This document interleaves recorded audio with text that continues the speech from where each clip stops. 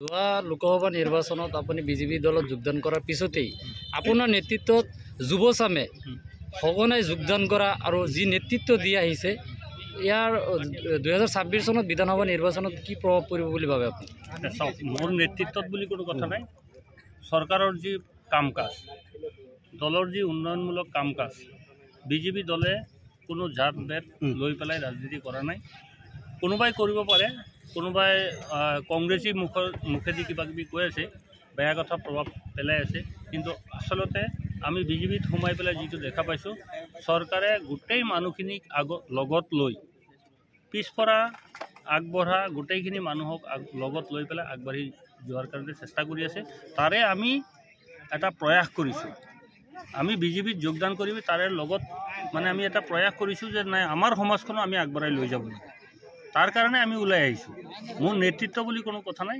দলৰ প্ৰতি আকৃষ্ট হৈ পেলাই গোটেই যুৱচাম ওলাই আহিছে আৰু উন্নয়নৰ লগত থাকিব বুলি তেখেতসকলে প্ৰতিজ্ঞাবদ্ধ হৈছে। তাৰ কাৰণে ওলাই আহিছে গোটেইখিনি। ঠিক আছে।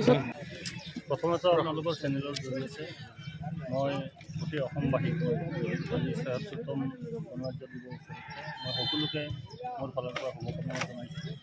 দ্বিতীয়তে কথা হ'ল, আজি দুৰ্নীতি এৰিয়া আৰু তিনিচুকীয়া যৌথভাৱে যুৱক সংঘৰ উদ্যোগত যি গণৰাজ্য দিৱস উপলক্ষে সংগতি ৰাখি যি খেলৰ আয়োজন কৰিছে, সঁচাই আপোনালোকে নিশ্চয় দেখা পাইছে ইমান মানুহৰ সমাগম।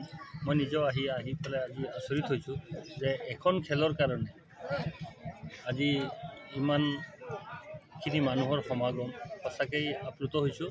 আৰু অনাগত দিনত এই যুৱচামে যিখিনি খেলৰ আয়োজন কৰি আমাক এটা উৎসাহ দিছে, আমাৰ যুৱচামক যি ভৱিষ্যতৰ কাৰণে উৎসাহিত কৰিছে, প্ৰেৰণা যোগাইছে, মই তেখেতসকলক ধন্যবাদ আৰু কৃতজ্ঞতা জনাইছোঁ। আৰু অনাগত দিনত আগতেও এনেকুৱা খেল পাতি আমাৰ এই অঞ্চলৰ সামগ্ৰিক দিশত আগবঢ়াই লৈ যাব বুলি আশা ৰাখিছোঁ। আজি দলকে জৰিয়া যুৱ প্ৰজন্ম আজি আগবাঢ়ি আহিছে, এখন ড্ৰাগছমুক্ত সমাজ গঢ়ি তোলাৰ উদ্দেশ্যে আজি এই ক্ৰীড়াখন অনুষ্ঠিত কৰিছে, কি ক'ব? নাই, নিশ্চয়কৈ আজি চাওক, আপোনাৰ গাঁৱে ভূঞে যিবিলাক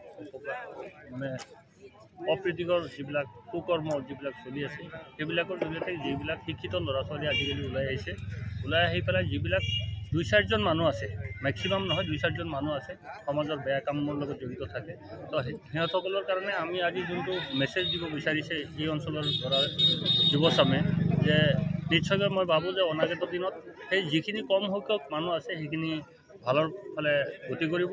আৰু তাৰে আজি এই উদাহৰণ, এইখন খেলৰ যি পৰিস্থিতি, সেই পৰিস্থিতিয়ে গম পোৱা হৈছে। দুৰ্গ বুলি ক'ব লাগিব, দুবাৰকৈ বিধায়ক হৈ আছে কংগ্ৰেছৰ পৰা।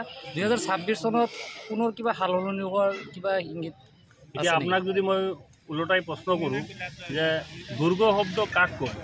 দুৰ্গ যোনটো বস্তু সেইটো কোনোদিন লৰচন নহয়।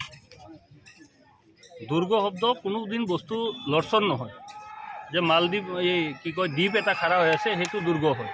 এতিয়া চামগুৰি সমষ্টিও মানুহে কৈছিল, আপোনালোকেই প্ৰচাৰ মাধ্যমে কৰিছিল যে চামগুৰি সমষ্টি 25 বছৰ, ইয়াতে 10 বছৰ হৈছে। চামগুৰি সমষ্টি 25 বছৰ ৰাজত্ব কৰিছে কোনোবাই, সেই দুৰ্গটো উফৰাই দিছে ৰাইজে। ৰাইজৰ সন্মুখত একোৱেই নাই। ৰাইজে যদি সিদ্ধান্ত লয়, সেই দুৰ্গ ক'ৰবাত নি পেলাই থৈ ভাল দুৰ্গ প্ৰতিষ্ঠা কৰাৰ কাৰণে ৰাইজ এইবাৰ আগ্ৰহী আৰু ৰাইজ সেইমতে ওলাই আহিছে। ঠিক আছে।